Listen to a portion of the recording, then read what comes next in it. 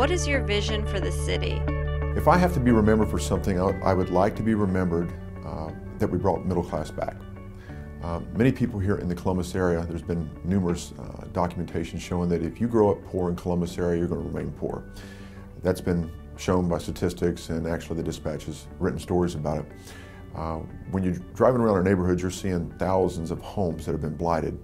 This stuff didn't happen overnight.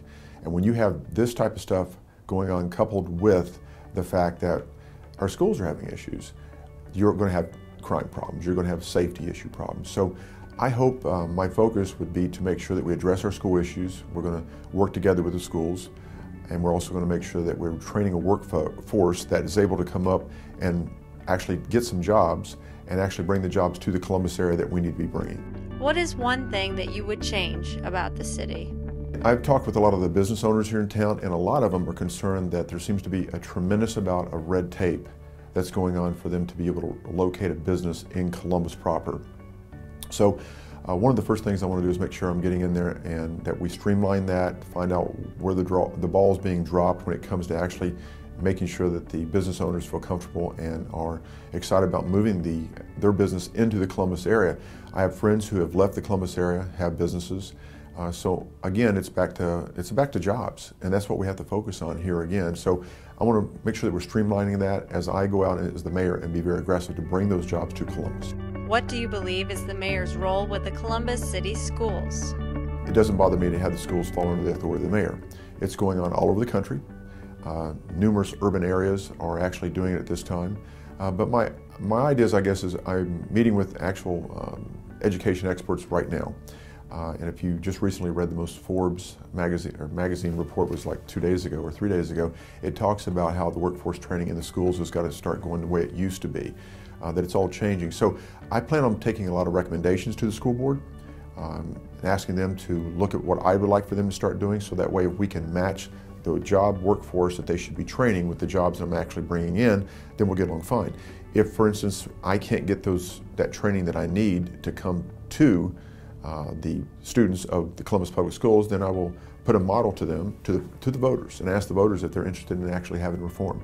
But we'll have to put all the stakeholders in place, which includes the teachers, the parents, and the public, and obviously the officers, the mayor's office, and then we'll get some type of reform at some point put together that we can all live with, and we'll take it to the voters. What do you want others to see as the city's brand identity?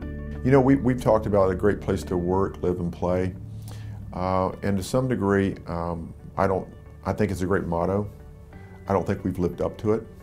I think that at some point we actually need to make it more for everyone to have an opportunity to work, live, and play. We don't have the jobs. When we have the workforce that's having the issues that it has, then they have to go out of Columbus to find work. I actually had a conversation with Brian Ross not too long ago about what our brand was, and he said it's very difficult. You know, a lot of people know us from the Buckeyes, but I think what I, again, want to be a place that people say, you know, I can get a job in Columbus. If I want to go to college, I can go to college in Columbus, but I can also get a job and I can get a good wage and education for my family. So that's what I kind of want us to actually get back to, that Columbus is a great place to raise your family. What is something voters may not know about you, but you would like them to know?